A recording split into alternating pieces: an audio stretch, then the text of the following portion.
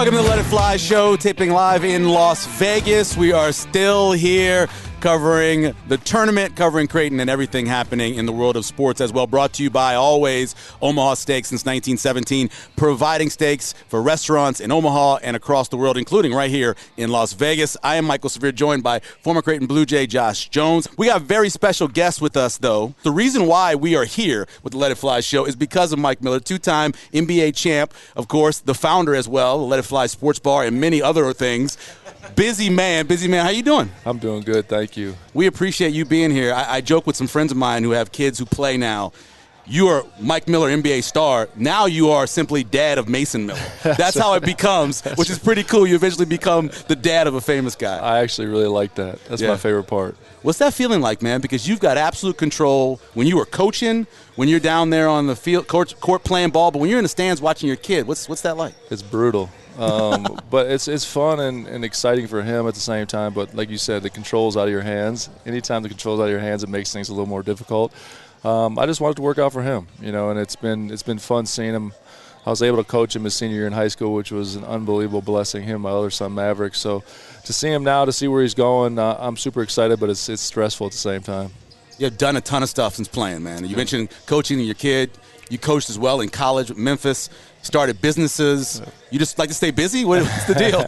Well, it's like the one thing that people understand is in our career path, you started, I was fortunate enough to start at 18, 19 years old in the league. And you're on a set regimen and a routine, and your entire life you've been on that routine, and it's about the grind. And the reason we get to where we're getting as NBA basketball players is grinding and opportunity. And when that shuts off at 37, 38 years old, you got a lot of life left. It's still about the competitiveness and being a part of that grind, and it took me in a lot of different directions. Hey, check. You're good. You're good. Cool, You're good now. Cool. I couldn't miss this one, man, because I got a lot to say, a lot to talk about, man. Yep. Yeah, hey, for me, man, like I said, man, I dapped you up for sure, man. I just want to kind of like talk about history. Yeah. I mean, I'm young, 33 years old or whatever, man. I took some notes as I was like earlier, just thinking about like an opportunity to talk to you about stuff. I want to talk about the 2010 to 2014, the dynasty. I want to dive right in there. And not just about the team right now. We're gonna take a turn, man. 2010 to 2014, the Miami Heat, y'all squads had the hip-hop culture on smash. Yeah, they did. I'm trying to tell you, like, look, these are some of the things I listed. I had DJ Khaled drop the We the Best Forever song. That's I'm right. on one. That's right. Now you thinking about the practices and stuff. Also y'all had DJ Khaled had Ace Hood. Yep. He had, had a lot of songs. Wayne, Nicki, Drake had That's the right. Young Money. Damn. Future dropped racks on racks. Wiz Khalifa was on fire. They're right in the middle. But I say all that to say, man, it was a fun time for me because that's when I was playing at Creighton. I was a redshirt sophomore. Those are songs I worked out to. I remember the decision with LeBron James and all that. Kind of talk about what was that time like for you, like just from the whole run that you had with the Heat. Yeah, I mean, just to start from the beginning, to even have an opportunity to play there, for sure, and be a part of it. When I was going through the whole not the draft process, but the free agent process, I was never even focusing on Miami. Yeah, and it came down to it was the Lakers and then the Knicks, and then I got a call from Bron, and it was like, hey, listen, we're putting something together.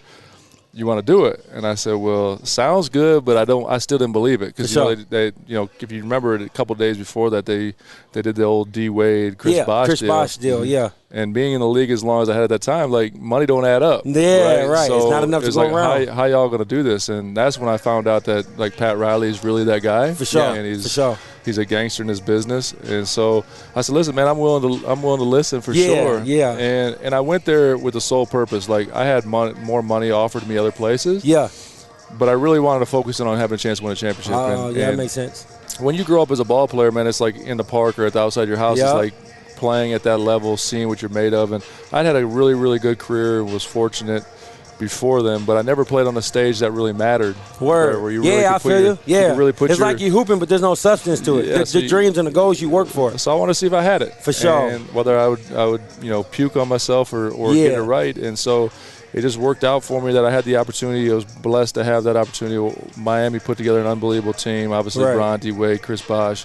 But you also have Ray Allen, Birdman. Udonis Haslam was my college roommate. Like, we had a lot of OGs in there, and it was just a blessing for me to be able to be on that stage and see what I had. Yeah, that's why I said like dynasty. I mean, anytime you win 2 and you go multiple times in dynasty, you wasn't there the 4th year, right? No, I was not. So that's why I was going to ask before. I was like, so Brian hit you up before the decision? Yeah, right 2 days before the decision. Yeah, because so you knew. Yeah. I did. Nice. For sure. I still didn't believe it, though. Yeah. At the end of the day, like, when you go through that, like, in the NBA, obviously, it's about making a roster work within a cap, right? And so there's only certain things you can do, but that's why I was saying, like, Pat, Andy, all the guys over there just did a really good job of clearing space and making that team work. Now, everyone had a sacrifice. That's the other thing. Like, I tell people all the time, man, sacrifice is an easy word to say. It's a hard thing to do. No doubt. Especially when it comes to pocketbooks, right? Yeah, for sure. And so, like, everyone was all in, and everyone sacrificed, and not only just the money, but the playing, the way you played. Like, sacrifice is easy if you know what the outcome is. For sure. If someone said, "Hey, man, you're going to win 2 championships. If you come here, you're going to take less money," everyone would raise their hand. Yeah. Right. But you take less money. But when it's time to do it, less shots, less minutes, all that stuff. And then you lose. Right. So it just ended up working. But you got to trust in it. You got to have faith in it, and it just worked out for us. Listen, what's it worth, right? Because you could go someplace, you could have been a star in terms of scoring and had a bigger check. But what's that championship worth? I mean, at the end of the day, that's what you think back on, right? The championships. Yeah, you work. I mean, obviously, like in life, man, like getting to that pinnacle, everybody wants to do it, no matter what you're in, what field you're in. You want to get to there, and people call you a champ or call you the best or call you CEO. It's what you fight for. Yeah. And so for me, like, that was what I did it for. Yeah. And it's wild how you get out of there and now you're a smarter guy. You know what I mean? Like, you understand the game more. I learned through it. There's no question, because any locker room, whether it's Creighton's locker room, Miami, it doesn't matter. There's certain things. It's to win championships or be an NBA basketball player is small things. Yeah. And so what I really learned through that was just the culture of ideas, sacrificing, getting people to really buy in. All those things come into it, because there's a small line between making it and not making it, winning championships and not making championships. All those things come into fold, and so I learned through those championship runs what it was like, and so did Brian, so did D, like all those guys. It's a humbling thing to be a part of, but when you're in the mix of it, you don't know. Man, when and you walk away, you do. That's why I said, man, like y'all had it on Smash, just kind of hear you reflect on it is kind of cool for me. Like, what about like?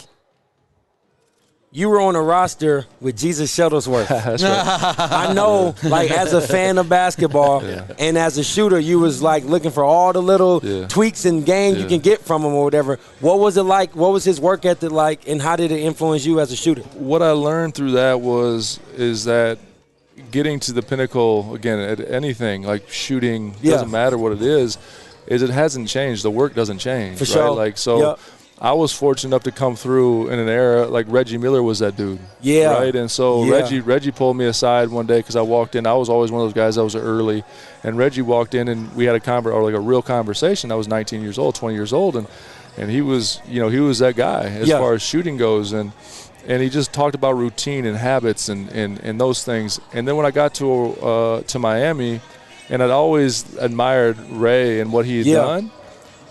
It clicked, like all the stuff I've been doing, there's a reason me and Ray, I'm not putting myself on Ray, because Ray is that dude and Reggie's that dude, but there's a reason I was able to do the things I was doing because of the stuff Reggie taught me, but then you see it with him and it just validates it, right? Like, and so me and him would always fight who's going to be the gym first. There you go. That was our deal. Like, he was always the guy that came at 4 o'clock, I was the guy that came at 4 o'clock, so then I had to come earlier, then he came earlier. So it was a whole deal, but what you learn through it is there's no secret sauce, man. It's about the work. You put the work in. And those guys that are elite shooters are the ones that are always there. They build routines, they build habits, and that creates the 7 o'clock, which is what you really want to do. Yep. Mike Miller joining us on the Let It Fly show. So we talked about this a little bit with the Creighton bench and those guys' responsibility.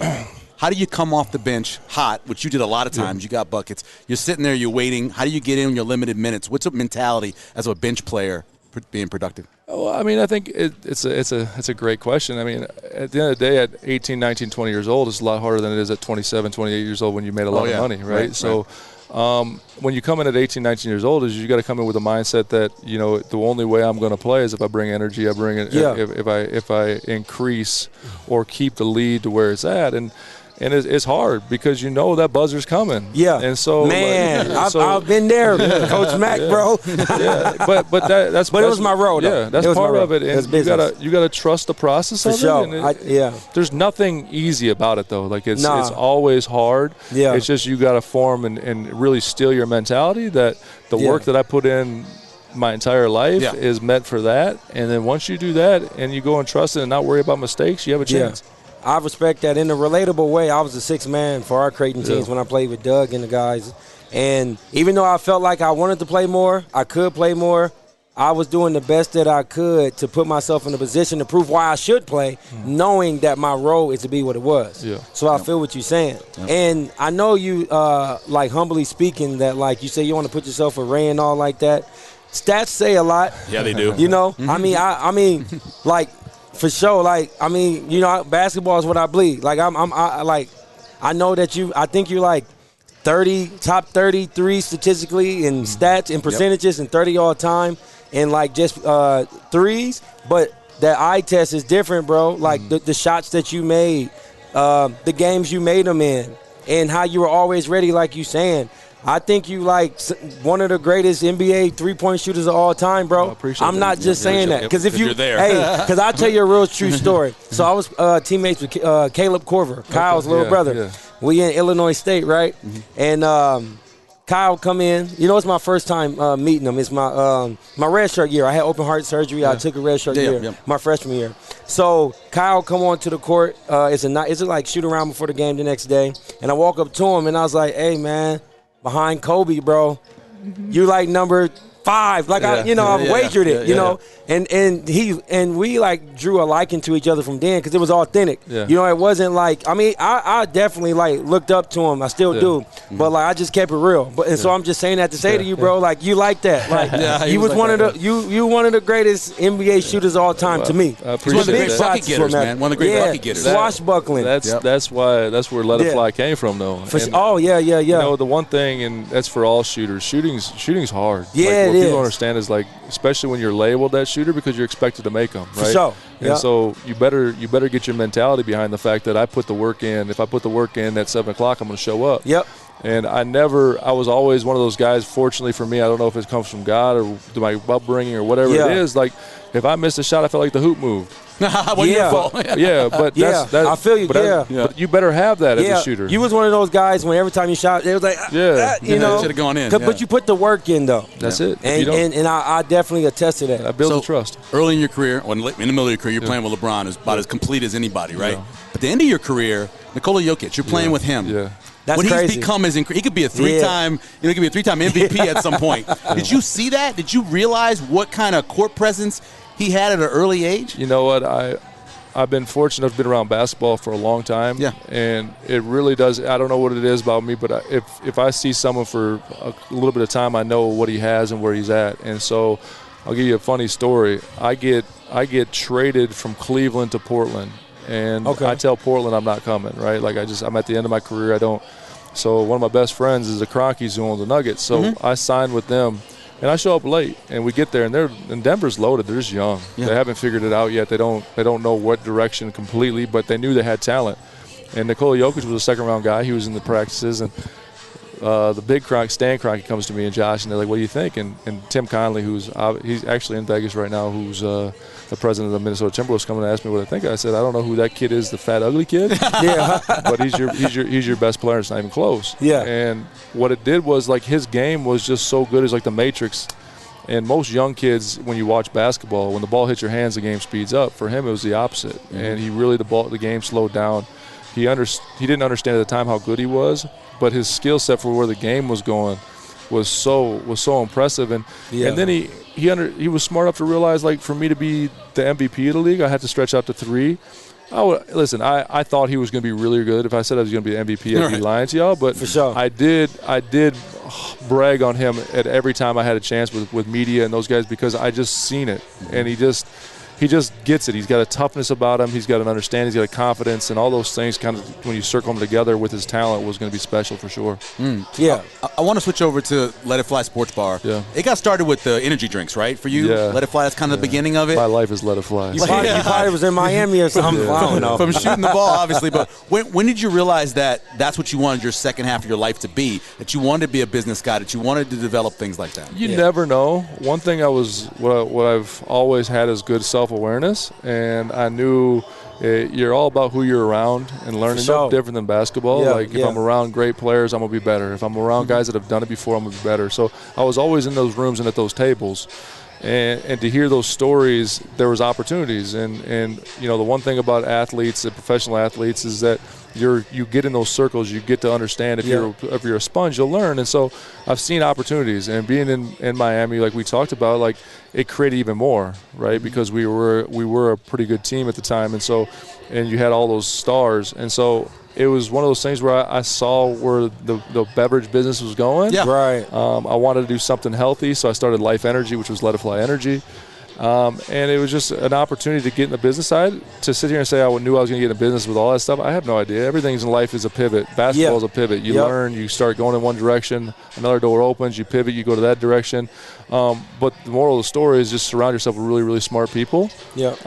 Try to learn as much as possible, and hopefully at some point it pays off. Yeah. You are the embodiment of your brand. You know, like the way that you approach the game, the way that you're sitting here talking about your life experiences is almost like figuratively and literally. Yeah. I understand that. And that's why, like, when I first came in, before we even got up here to talk, I was like, I appreciate it just because, like, I believe in it, you know, from a passion standpoint. And I feel like you are a great role model to push forward the brand of Let It Fly. We thank you for bringing it to Omaha, Nebraska. It's going to be crazy. Awesome. I can't wait. Talk about the design and all that That's stuff. That's going to be really cool. You started off in Germantown, which when Katrina happened, I'm from New Orleans, so a lot of people moved up to Memphis, and we were Collierville and Germantown. I know that area pretty well. Good money up there, too. Very good money. Why did you decide to start there with the sports bar? You know, again, it's nothing is ever planned. It's about opportunity and it's about people. So, you know, I was fortunate enough to play with the Grizzlies for 9 years, whatever it was, a long time.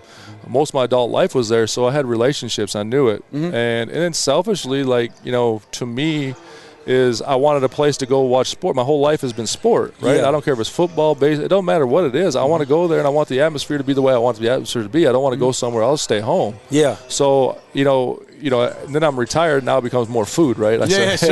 So, like, you start everything in life to me is organic, right? Like Let It Fly doesn't just mean sport to me. Let It Fly is like life. Like, I take chances. It's purpose. So it's organic, and so putting a sports bar in Germantown was an organic move for me because it wasn't about the money. It's never been about the money. I've been fortunate enough to make some good money. So it's about, okay, how can we create an environment and an atmosphere that everybody in Germantown gets rewarded for? Yeah. And selfishly, again, I put it back on me. Like, I wanted to go somewhere where I could watch NBA basketball games. I wanted to go somewhere where I could watch NFL football on Sundays. But I want that atmosphere to be fun. Like, right. At the end of the day, everyone goes through life and it's stressful, and it doesn't matter what it is. I don't care how much money you made or didn't make. Sure. Stressful. You want one day where it's not about that, right? Like, it's like, hey man, pass me a cocktail. Let's just have some fun. And so it started that way, and it took legs of its own. Like, everyone's like, oh damn, that's pretty nice. Yeah. Like, the atmosphere is cool. I get that reaction now. Yeah. But then you build from it. You learn. You figure out stuff you like, you don't like. You build from it. You hire smarter people to start taking the reins. And I've been fortunate enough to be around a lot of smart people. And then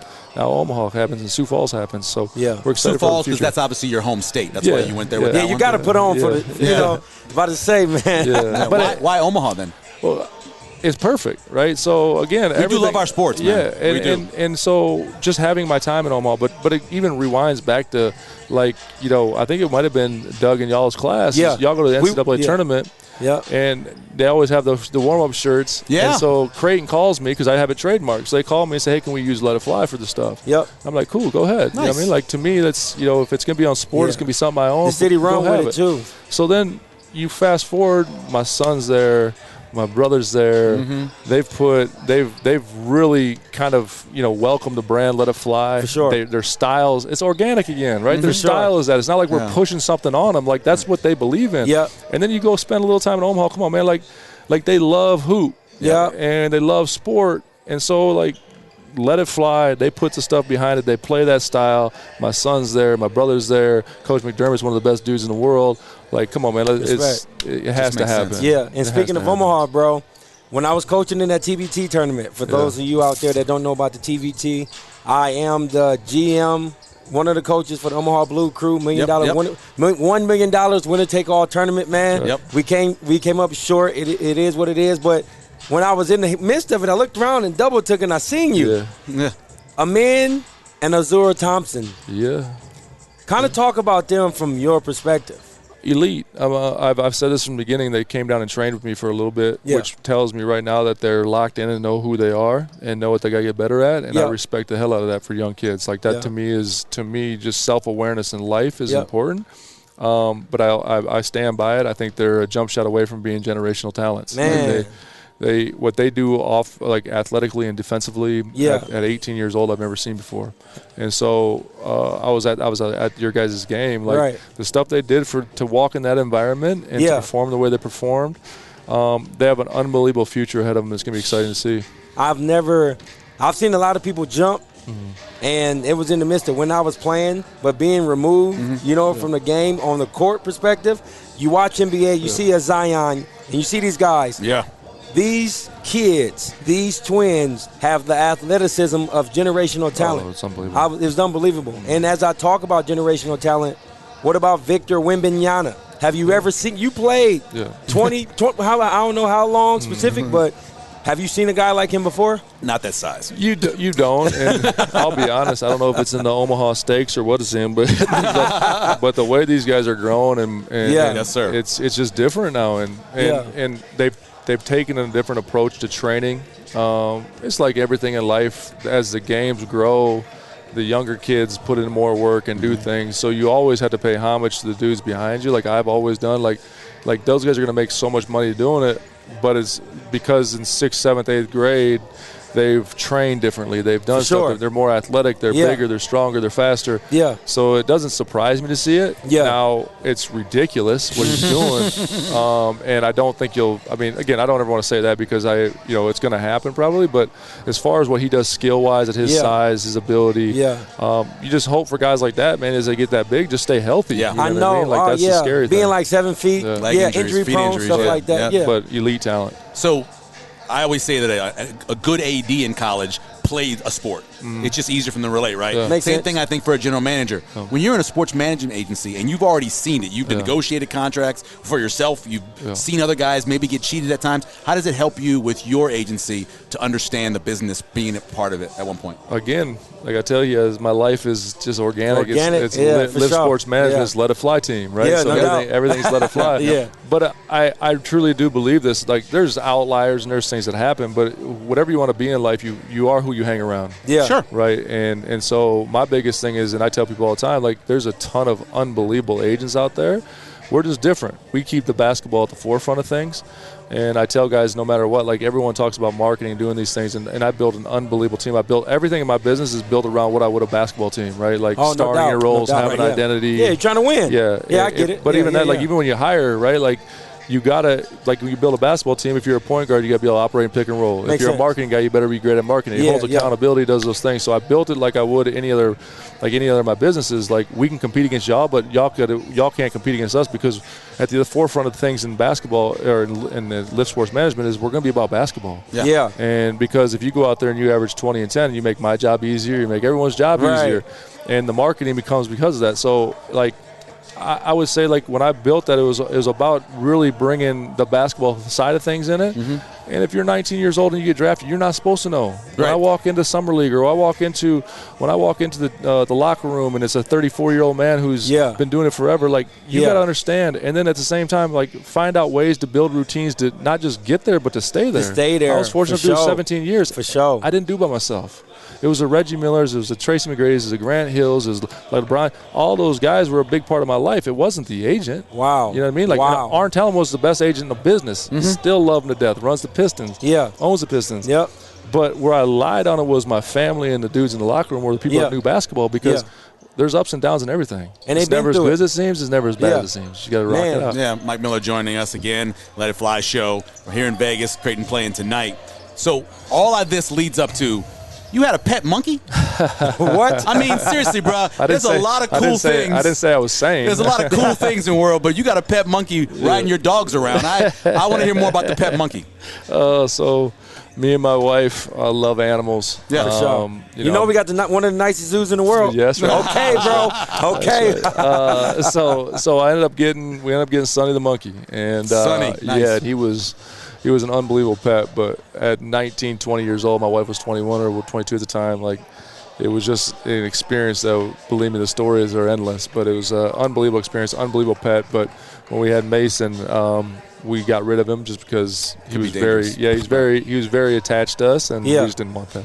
Oh, yeah, for sure. Yeah. But it's just a cool thing. I mean, we used to always joke you having a helper monkey, right? You want somebody to go get you something, go grab a beer out of the refrigerator, or to have something around like that is always a great story. Yeah, cool. I got two more fun questions for you, man. I like to segue to that. And you probably been asked this before, bro, but keep it real. You played with Michael Jordan. Come on, man. Come on, man. You got to ask. How about this? I like the way Jordan answers it. I'll give you my take, too, but I just want to hear yours. You know? Remember, it's just me and you here. No. And like, again, here, to me, like, we could have this conversation a million times. For sure. And whether you sided with Jordan or I sided with Bron, I could understand both sides. Yeah. I will say this, like, one thing that I always do with Bron is that when he's – and the game's changed. Yeah. Like, you got to – So Jordan talks about for like, sure. The game has changed. And so I never include anybody that I didn't see with my own two eyes or didn't compete against. That eye test. Fortunately for me, I was able to play against Jordan, and I got to see Jordan up close. Oh, yeah, the Wizards. Yeah. Word. But LeBron will be top 5 in every major statistical category that's ever been created. Yep. Jordan will ultimately be probably, unless something changes, more of the winner with the championships. For sure. Because I play with him and how good he is and how awesome he was as a teammate, I pick LeBron. Yep. But again, to me, it's an impossible question. It's crazy to be compared to Michael Jordan. It's an impossible question. It's an impossible question because, like, we could have this conversation for 3 hours, and you'll throw a stat at me, and I'm like, damn, you're right.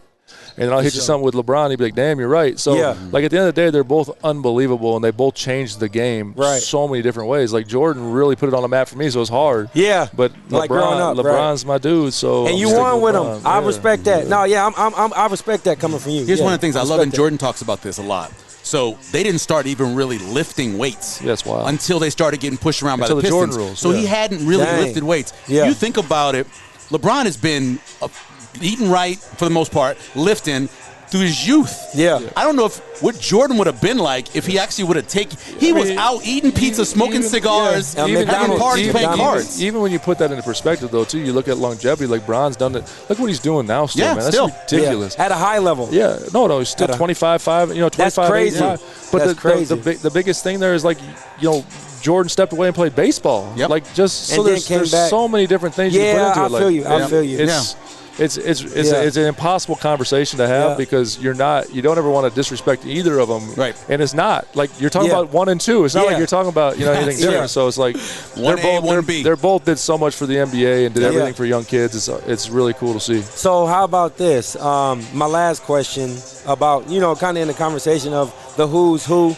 I'm big on eye test too. If you can give a top 5 guys of all time. What would it be for you? It's guys you played with or you watched too, right? Yeah. So, I mean, you can't be throwing out Bill Russell. Yeah, so we're not tripping about Bill. Yeah, and you're throwing 2 out there. We just had the conversation with. So it's MJ and it's MJ LeBron, 1 and 2. Yeah. I got to put Larry Bird in there. Oh, yeah. Most complete player I ever watched as a kid. I'm putting Shaq in there. Yeah. And I'm probably putting Kobe in there. Man, I love you put Kobe in there. And I agree. Like, I'm right there with you. Like, I feel, for me, People, just so you know, have no idea how dominant Shaquille O'Neal was. Yeah. Impossible guard. Man. Impossible. Yeah, and then I'm trying to fathom what you're saying. Think about they'd have called a foul every time he got fouled. Coach, I'm just telling you, he was the most impossible cover of all time. Like, and the coach understands that. And the biggest thing that you take away, like from me, even when you remove yourself from the game, is 29 teams changed the way they played every time they played Shaq. Wow. And so, like, to me, the consummate thing for me, if you're a good team or you're a good player, you play 4 or 5 games a week in the NBA. For sure. You don't really have a time to change your game plan. Yeah. If you're changing that game plan based on one player or a style that a team plays, Creighton has that. You change the way you play playing against Creighton. That just goes to show you the respect level they have for those type of players. I watched the documentary Shaq. Remember we talked about that? And the way that I've seen it and the way you explaining it, it sounded the exact same. I witnessed it with my own 2 eyes. It's oh impossible. My God! It was Wilt Chamberlain before, because Wilt Chamberlain, they changed the game. They outlawed the dunk in college because he was so dominant in the paint. This is a guy who led every year, either scoring, rebounding, and then 1 year assist just because he felt like it. And he was one of the greatest high jumpers of all time at 7'2". It's exactly and why, a great volleyball player. Exactly why I put the asterisk. If I didn't see you with my own 2 eyes, I don't want to have a conversation because it's not fair to them. It's not fair to them. Like, he probably is a top 5 guy, but I just didn't. But that's why I said that about you as a shooter, because I'm a big, I'm a fan of big shot guys. I mean, it's cool to hit shots, but like hitting them in them big moments. What do you think of the shots that Ray Allen hit in his career? There's legendary shots that won championships that this man hit. It's incredible to think about. What people don't understand is all those shots he did, he trained that so many times. Like practicing it. The back pedal shot. The same back pedal shot? I thought it was just like a literally did that at every workout. Wow. That's wild. Yeah. Man, before we let you go, tell us, people in Omaha, what to expect in the Let It Fly Sportsbar. Down, it's, of course, obviously Memorial Day, down in the Capital District. What do you expect for it? Yeah, let them know on that camera. I'll be honest, like everything we do, it's going to be in the league experience. Like, to me, it's going to be unbelievable people. We make sure of that, right? Like, when you come there, it's going to be about the people, about the atmosphere, about the sport. Yeah. And fortunately for me, because I know nothing about this part of it, we went and hired the best people to come in and run it and give you unbelievable food as well. Yes. Because at the end of the day, like, to me, like, you can bring this, and this from the stuff I learned. The other stuff, I got to bring other guys that are, and we have, like, the people that we hired to bring in here, like, we don't even deserve them, really. And so, you go get great people to bring out an unbelievable product and let the people, enjoy themselves. Like I said, everyone's life is stressful, man. Like, you get done with this Creighton game, I'll be stressed. You know what I mean? I'm going to want to drink. I wish it was Let It Fly, but at the same time, like, just bring an unbelievable experience, unbelievable people, treat people with respect, man. Give them an atmosphere that's crazy, and then the food that they'll enjoy. It's just really that simple. Based on your career, are you going to open one in Miami? That might come. I mean, just kind of Wade County. It's still Wade County out there like that? It's always going to be Wade County. For sure. Come on, man. That's D-Wade. But, it's, we'll see. Like, I tell you, people, I never have a total plan. I think I have an idea of what I want to do, but the people will tell you. Yeah, right? facts. And what you do and how you deliver will tell you. So I let the people kind of lead that discussion, and this one here in Omaha was a no-brainer, and I'm excited for it to open for the people. Yeah, we're looking forward as well. Mike, we appreciate it, man. Thanks for taking the time. My man. Appreciate y'all. Thank you, bro. Appreciate y'all doing this, too. No, it's awesome. We're very excited about it. And looking forward to actually doing it in the sports bar starting Memorial Day. Hey, listen, we get great people. See? Yeah, appreciate that. Mike Miller, former NBA champion, of course, and father of Mason Miller, who'll be playing a little bit later in this day. So we're going to talk to Jay's beat reporter coming up in a little while, but we're in Vegas, obviously. You've had a lot better time than I have. So what's Vegas been like, man, for you? Vegas has been good for me, man, just because I feel like, personally, you get caught up in the grind of the everyday at home, man. It's a good getaway. And it's also good to come see the Jays play. Oh, yeah. It's also good to meet up with great guys like Mike, like yourself, our Let It Fly team. It's great, man. It's been great for me. So we have a situation, obviously, and I think we're going to do some social media stuff after the game just to kind of give people an idea of our thoughts on the game. But it's a must-win. It feels like that, and I know it's a must-win with all these games left to be played, but you lose this, that's 5 losses in a row, then you're going into the conference on a down note. It feels like a must-win. It's twofold. It's like it's a must-win because you dropped so many games so far, especially with high expectation and the capabilities of your roster, but it's also from an eye test, like we kind of talked about. How did you win or how did you lose? Are you aggressive? Are you driving? Are you hitting threes? Just the things that we know that it looks like Creighton should be able to do while they're playing. Yeah, and it's funny because in the same season, within 5 games, you saw this team play as well as maybe they could play. Yep. And then you see them play at times as poorly as they can play. Yep. And it's just hard to figure out exactly what that difference. I know Kalkbrenner being out is different, and teams adjust to you. I get all that. And you're playing really good teams. Yeah. I don't know what the strength of schedule, and maybe our next guest will know what it is, but it feels like one of the toughest schedules it really anybody's does. played. It does. And so I'd understand. But I would have told you 8-2, maybe. Yeah. Especially after starting 6-0. Yeah, for sure. To be at 6-4 just doesn't feel right. Yeah, I blame it on the players. I feel like I said, Coach Mack and his staff has done all they could to prepare it. I feel like life happens regardless, but how you respond determines your outcome. Yep. You just got to punch back, and we're going to see tonight. Yeah, you definitely got to punch back. That's because if you just keep getting hit, eventually there'll be no punching back. When I was in the 7th grade, Chief Thomas Warren, he was my football coach. Yeah, Boys and Girls Club. Yeah. I remember one time we was getting kicked around in a football game. By the way, my football career was very short. I got tackled and thought about basketball. Yeah. But he said you're either going to be the hitter or the hittee. That's true. And the thing about Creighton right now, I feel like we got all the capabilities to swing first. Yeah. But we always end up getting punched in the mouth the last 3 games. By the way, you may not know this, all conference cornerback Thomas Warren. Oh, okay. Put some respect on his name. In college, he was all conference. Chief is a man. Yeah, Concordia. He was a heck of a little baller. And he was a good chief, too. Finest. He was a good chief as well. Joining us now, Creighton beat writer Joel Lorenzi, joining us here from the Omaha World Herald. We appreciate you taking the time and coming in. Of course. Now, you went to Missouri, correct? I did. How'd you deal with this weekend, man? Border war was not pretty against Kansas. Man, I'm not going to lie. The reason, so I like to show up 2 hours before each game. Yeah, that's I like dig my that. thing. And so I must have showed up like an hour before the other day, and it pissed me off because that's like against my routine. Yeah. And it's because I was watching the Mizzou game, right, and I fell asleep. Wow. It was that bad.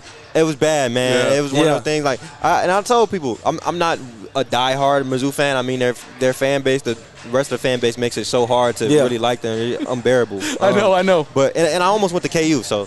Ooh, you know, okay. But yeah, man, I was telling people like, yo, Mizzou ain't played nobody, man. Like you look at their strength of schedule, they had a really weak. Like it was encouraging because I and you could look back on my tweets. This is not LeBron cap. I threw the name Dennis Gates out there because we actually went to the same high school. He's obviously way older than me, but I threw the name Dennis Gates out there almost before anybody did, and it happened. And I was encouraging that, and so I knew he would do better things than what Konzo had going. Only because Konzo, the talent core he had was never really great enough to make what he had work. But but I knew that Kansas is a whole different caliber, man. You talking about it. And it's a long season. Yeah. Yeah, people can get better. At least you're loyal to the soil, bro, so it's all good. You got some rest, though, right? I did. You remember to sleep. I did. You needed it for that BYU game because that was action, barn burner, comebacks, and everything else. You have no idea. I mean, I was telling people on Twitter, like, the story I wrote that I had written by the 2-minute mark, I had to rip it up. Like, it was it was not I mean, the game completely changed. I mean, that press changed the whole game.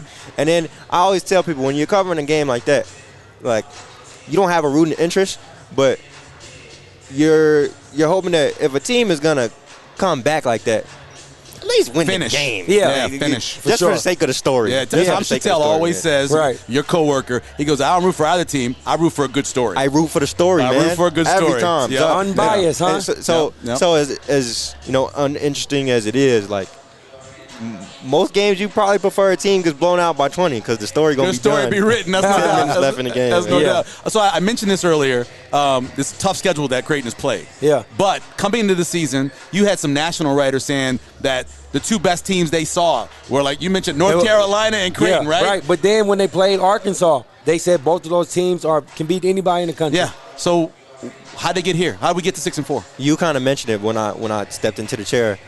You've seen his team's ceiling, I think, with the way they beat Arkansas, and then you've seen his team's floor, man. And I think you look across the country, and I don't think there's any team with such a disparity between their ceiling and their floor, man. Like, this team at its best can bang with the best of them, is top 5, top 10 in the country, but at its worst, I mean, damn, like, we're looking at they could lose their 5th straight game tonight. And obviously that's with Kalkbrenner out, different circumstances, like you mentioned, but like the Texas game, having two of your better shot makers, Trey Alexander and Baylor Sharman, like, being able to have a game like that, like, all your starters obviously aren't going to play well every game, but for two of your starters to not play well and for that to be the outcome, I mean, they only lost by 5. Yeah. But, like, you knew, and that was because of the late charge in that game. Like, you saw the way they shot the ball, and a team that banks on its three-point shooting and its shot making, for them to shoot 15%. Yeah. You're like, holy hell. And then you thought that was their floor, right? And then you go to the Nebraska game and none of the starters play well. My God. And you're like, damn, this team's floor is super low, like as low as any power team there is. So let me ask you this. Why? What do you think it is with the Creighton Blue Jays of why the floor is the floor and the ceiling is the ceiling? Like, what's going on right now in this slump? different factors, but I think the floor is the way it is because of their play style. And it's not something you should necessarily change, but you take a gamble in banking on three-point shots to fall and your shot makers. I mean, obviously, like with the Nebraska game, I actually wrote like a pretty dismissive column the day before about the series because they pounded them so many years. It was like 10 out of 11 years. Yeah. And this was this was talked about as Creighton's most talented team in program history. So you think, that's a game they gonna win for sure. Yeah. And then Nebraska obviously shut me up. But in my defense, you're hoping that this team, or you're thinking that this team, two of their better shot makers aren't gonna have such bad games, and you're thinking that none of the starters are gonna play as bad as they did. So they rely on shot making, and with the stretches Trey Alexander and Baylor Shireman have had, it's not helpful. I mean, I think if Kaluma never fouled out of that last game, they win that game. But even still, you needed damn near 30 from him to be there. For sure. Yeah, he needed his career high by 7 at least to win the game. Joel Lorenzi joining us from the Omaha World Herald talking more about this team. So you look at Kalkbrenner when he's in the lineup, and then when he's not in the lineup. We were talking about this the other day. What do they do differently offensively? How does it benefit them? Or because they can be a way that they could benefit them not having him in the lineup when he's not around, right? Sure. And it just becomes you're relying more on ball creation. I mean, and these guys got Nemhard, Trey, Baylor, Kaluma, like the BPI, they like that. The appeal for this team was that you had so many ball handlers that could just create. There was not supposed to be any broken plays at all. Mm-hmm. And so with Kalkbrenner away, you see, even though he's obviously not a ball handler, you see the impact of a guy who no one else on the team does what he does. I mean, few people in the country do what he does in terms of just being a defensive anchor, having that presence. When their drop coverage really only works, and at the percentage it does because he is such a force. And then on offense, just the sheer gravity of a guy, and with the actions they run, just the sheer gravity of him as a role man, and the attention that the ball handlers get because they do have so many creators. Mm-hmm. It's free buckets for him, man. And you're losing that when he's not on the floor, man. Do you have any, from your perspective, keys to the game tonight for Creighton? What do they have to do? Most people will see this afterwards, but you will know if you were right or wrong. Right. You got to think that predict the future. Yeah, you got to think that either Trey or Baylor or both come out of their slumps because I don't know the exact numbers. These are rough estimates. I think Baylor's 11 for 41 in the last 3 games, and Trey is like 6 for 32. I could be wrong. I think those are pretty close enough. Bad stretches, and so you got to think that can't last forever, right? No. I mean, if not for one, for both. And so them having at least decent games is what it's going to take, especially against a defense like this. I mean, they've already played the best defenses in the country. They played Texas Tech. They played Arkansas. Right. And the night that Nebraska played the best defense. Yeah. They might have been the best defense in the country. And they played Texas, probably arguably the best defense in the country next to Houston. So you got to think they've seen tougher defensive challenges. But Arizona State ain't no punk. And they're I'd say the tier below in terms of the way they slide around and defend. So it's going to take you're going to need your on-ball creators to show up. I thought last game, not only was Baylor's shots not falling, but they neutralized him as just an initiator, just getting the paint touches and finding guys because that's a lot of his appeal too. Yeah, that's true. Yeah, one of the interesting things is hopefully it's the luck of the Let It Fly show because we had on Arthur Kaluma after a offer against Nebraska. The next game lit it up. Man, we had Trey Alexander on after the last game, so maybe he lights it up. Maybe he turned it up. Tell me what does that mean for me then? You need to go to the gym, kid.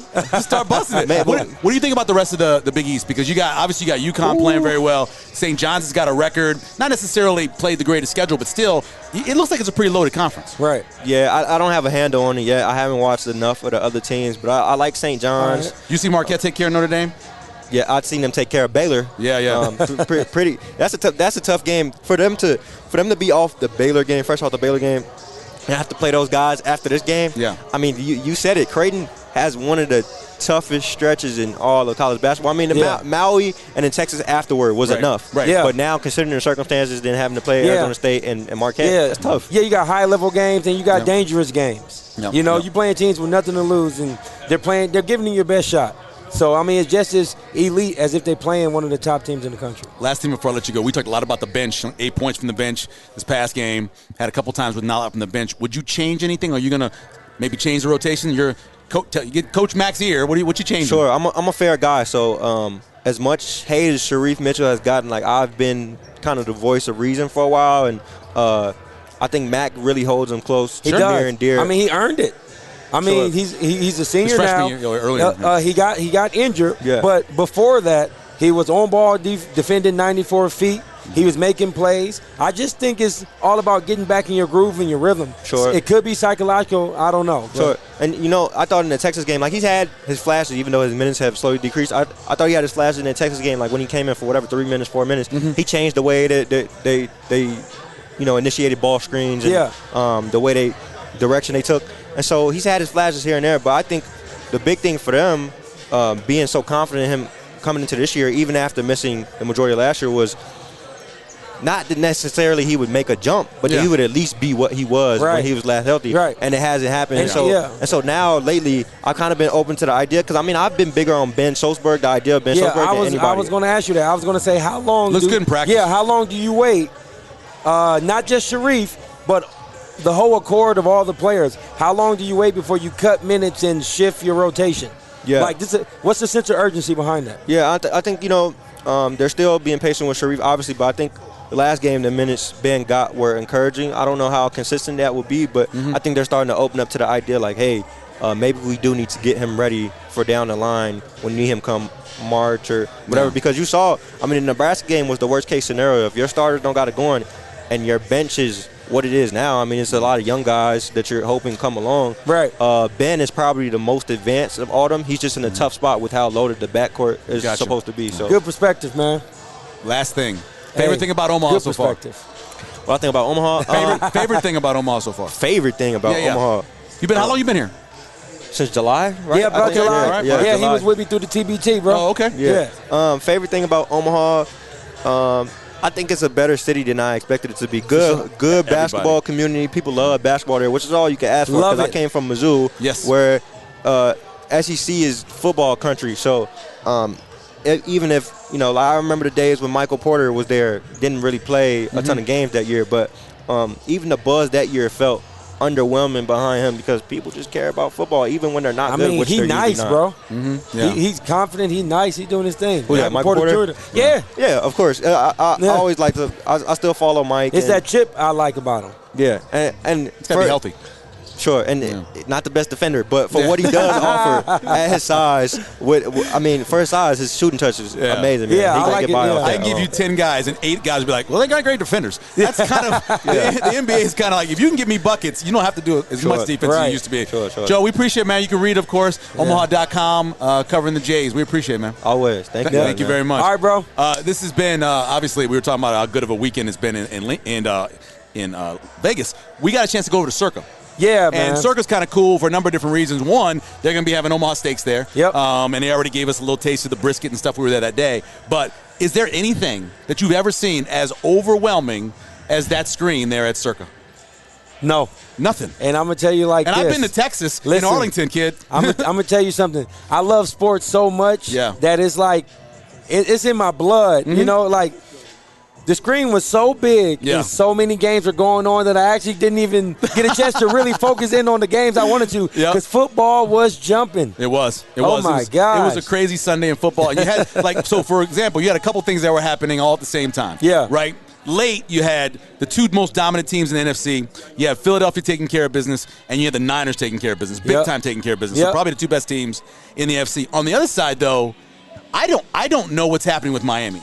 Sunday night, 2 of the last 2 games, it's been a little erratic. It seems like the defenses have kind of figured him out a little bit. And the more I watch them, they're electric on the outside. Of course. But if they're not going to line up and run the ball, they've got to line. If they're going to put a light box in front of you, run the ball. Right. And the thing is, I'm just going to roll with what the man said himself. Tua blames himself. Yeah. And I'm going to put it on him respectfully. He wants that responsibility. He's capable of that. To be honest, before he actually got into the concussed situations, they actually were rolling to a point where I didn't really see who could really stop them all like that. Yep. Maybe a few teams, but they sure were on their way. But ever since then, there was a fumble. Cheetah. He picked it up. That was great. That was cool. One of the craziest plays you see all year. Yeah, but Tua got to play better. Yeah, 10 of 28 Started 3 of, I think, 16 at one point. There you go. 145 yards, the 1 touchdown. Right. Just couldn't hit guys on third down. Man. But, you know, you have slumps, and defenses figure out things. Right. The greatest offensive minds are the counterers. Yep. Right? Give me a problem, I will find a Yep. solution. And that's what they got to do there. They got to figure out a way to be able to now get the ball to their playmakers and get that done. Yep. Cowboys and Texans. Man. That was so you have a sports bar filled with people that are betting, screen. right? Yeah, everybody's betting that. And the line was 17.5. Yep. And that was pretty much dead for most of the game because Houston was leading. Yeah. But you have a lot of people who are playing these teasers. Yep. Which like 6, 8, 9 point teasers. All of that died because they only won by 4. But it's weird because the Cowboys, 1 week, everybody's like, okay, Cowboys Super Bowl team. Then you play against the worst team in the league, right. and you struggle to win the game. They are a weird team, man. Man, I feel like I said this joke to you before. It's like 51st dates. Yeah, right. The Cowboys are so they're like so inconsistent, man. I mean, you got to credit Dak Prescott for the 98-yard drive. That was a hell of a drive. For the win and comeback. Yep. But I mean, here, I'll read this to you. It says there was 98 yards between the ball and the end zone and 3:20 to play down 3. Yep. This was a drive, the series that started with a 21-yard pass to tight end Dallas Schultz, followed by a 9-yard scramble on his own. Dak Prescott, that is. Yeah. Then 13 more yards to Schultz, 9 more on the parallel completions to running back Zeke and CeeDee Lamb. Yep. 6 more on the scramble back-to-back, 18-yard pickups to Noah Brown and Schultz. Then all of a sudden, Zeke got that run in for the touchdown. Yeah, it was a great drive. Oh, my God. I mean, the game, as fans, you enjoy the game because you love the competition of it. You love the suspense of it. But if you're a Cowboy fan. That's painful. Oh, my gosh, you gotta painful. kick. If you're Houston, though, you kick the field goal to go up 6. Right. Not because you understand a touchdown beats you, but you also know that a field goal then wins you the game. So you kick the field goal there to go up 6. Even if Dallas comes down and scores a touchdown to go up 1, all you got to do is get to around the 38-40 for a chance to win it with a field goal. Right. Instead, you got to go down and score a touchdown, which obviously they couldn't do. So you got to think. Didn't he throw an interception like right before he had that run? That drive? Yeah, he did. Yeah, see, that's crazy. But they're at the goal line, and you're on the 3, and you've already failed on 4th down. You kick the field goal there. You go up 6, only because you got to think ahead. So listen, we've always joked about this, me and my buddies. If you want to be able to have good game planning, hire a kid who plays Madden. Because they know more than some of these head coaches do. You're right about that. Because a kid in Madden would tell you, I got to kick this field goal because even if they go on and score, all I got to do is get a field goal to win. You got to think ahead all the time. And I don't know if these coaches do. Now listen to this. Yeah. So McCarthy brought a great point to me. Okay. And this is his verbatim quote. We can sit here and talk about all the things that didn't go right. Yeah.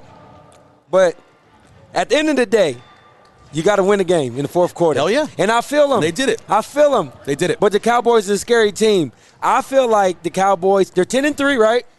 Or what are they, 10-3? I think so. They're the same record as the Vikings, I believe. Yeah, but the thing about it is, I just feel like they always find some way to mess it up. And I'm not putting no bad juju out there. Well, no, it's been like that since you were a kid. Since you were a kid, they've been doing that. So the game was great, but come on, man, you gotta be better than that. If you have a chance to come to Vegas, and no matter what you do, just figure out a way to get over to Circa and sit there and just watch the games on the screen because it's amazing. Oh my gosh. And you've never seen anything like that, and it's one of those things where after you've done it, you can check that off your box. Yep. That's something that you've always wanted to do, and it's pretty awesome. Also, remember when we went upstairs to the penthouse? Oh, that was amazing. We went to the 60th floor, people. Yeah. Here's what's cool about the 60th floor.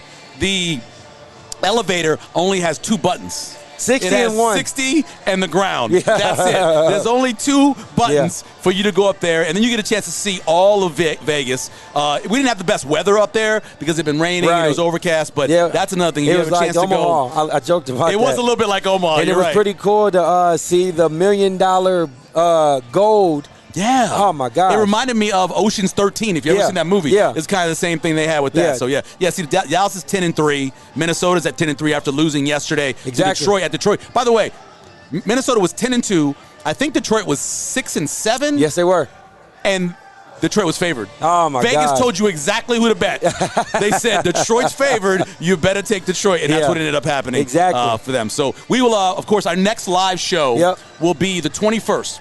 and that's going to be at Hill Varsity Club. Can't wait. That's going to be fun. I'll be coming off my knee surgery, so hopefully I'll be able, you guys help me up on the stage. Yeah, I got you back, get a little bro. crane or something like that. Get me up on there, but that'll be right before. That's after Creighton opens their conference season with Marquette, and before they play the second game in conference. So we'll have all that covered for you. And our guest on that show will be Greg McDermott. Oh man, I can't wait. Yeah, to me, I'm excited for the Big East. I'm all about I thrive off of adversity, man. Mm-hmm. I kind of I just take the good with the bad, and Creighton's in a good spot because they can prove themselves.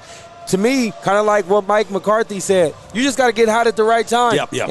And I feel like Creighton can still make a run in March. Well, North Carolina's that example last year. There you go. North Carolina is on the bubble at the end.